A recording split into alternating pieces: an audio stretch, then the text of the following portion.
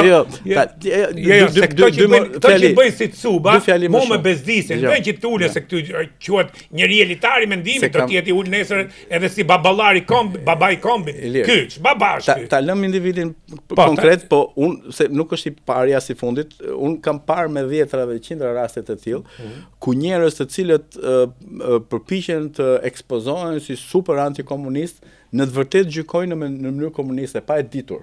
Pa e ditur. Kjo është një paradoks. Gjykojnë në mënyrë komuniste. Domethënë ajo mënyrë të gjykuar është komuniste, duke sharë komunizmin. Po, duke pru ne jemi familje pse çani burrë madhe është familje Belirësh. Belirët që njerëz që i shërbyen Turqisë që i rrafën e mytën shqiptarët më kthyn musliman. Po përveç asaj. Po tash lutem shumë. Qose do të flas, megjithatë unë jam për atë që historia gjykohet në kontekstin e kohës, mënyrën se në kushtet që ka qenë dhe po unë do të thosha 2-3 fjalë edhe e fundit.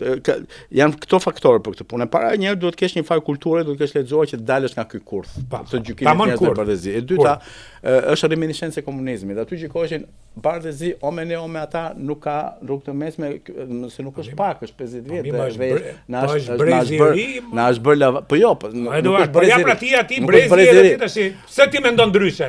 Po pse ti si tjetër në Siloni mendon? Nuk ka shumë që mendojnë kështu. E kanë dhe komplekse inferioriteti. E kanë komplekse inferioriteti. Arsyeja tjetër e tretë është që e përdorin për rrethana politike, siç thashë, domethënë për përfitime personale. Ora un po them se çfarë duhet të jetë dhe si mund se tash këto kanë detyrë me eduku një popull, me ilumi një popull dhe ajo që i folëm se mirë bëm që zgjat.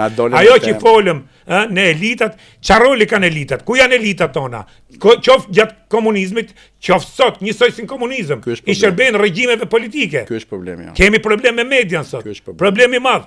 Problemi i madh, nuk keti ato elita që bëjnë po shif ku ka shku, dhe ta mbyllim shif ku ka shku parlamenti. Merr parlamentin e 24-s dhe merr parlamentin sot. Përfaqësuesit e Shkodrës ishin Shiroka, Fista, Gurakuqi. Që të kthejnë temën e bisedës, se dëgjoja sot nëpër media njerëz që edhe analistë që mbahen si të formuar dhe intelektual, por natyrisht partizan, ka marrë njërin apo tjetrin krah, që ja hidhin fajin popullit. Nuk e ka fajin popullit.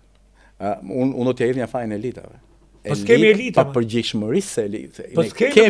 Po i kemi të papërgjegjshëm, ato pak që kemi, i kemi të papërgjegjshëm sepse elit ose intelektual, siç e nisi bisedën ti, është debatueshme kush është intelektual, por ajo që ka më shumë që jep ose versioni që ka fituar më shumë pikë te kush është një intelektual, nuk është një që di për vete, po është një që ka vizion, që ka lexuar, po është një që kontribon atë ditë që ka për shoqëri në drejtim pozitiv. Ky është intelektuali.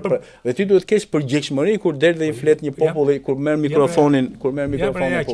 Kush janë intelektualët? Sartre, Camus, të gjithë janë intelektualë të shoqërisë. Kur do ta them cop, kurse ajo elita jon intelektuale i ka shërbyer dhe vazhdon i shërben bythës vet. Bythës vet, po e them cop. Kjo është një defekt. Edhe kjo që të revolto. Dhe nuk kemi njerëj që të reagojë dhe të ballafaqojë. Dhe pra ne ke një peng i komunizmit, qoftë letërsi, qoftë në film, qoftë në kulturë, qoftë kudo. Ne jemi popull me talente. E kemi provuar. Po gërthas ty sikur ke fajti. Ne jemi popull me talente, e kemi provuar, nuk jam unë i parë që po më gërthet media. Se kam me ty, ne kemi provuar kur individ caktuar shqiptar, jo tani, por në qindra vjete mos më shumë kanë shkuar jashtë dhe kanë shkëlqyer. Pra jemi një popull që nuk na mungojnë cilësitë, talentet, vetit pozitive. Por me sa duket këtu në Shqipëri konkurenca, nuk e di, është diskutim i gjatë ky dhe është për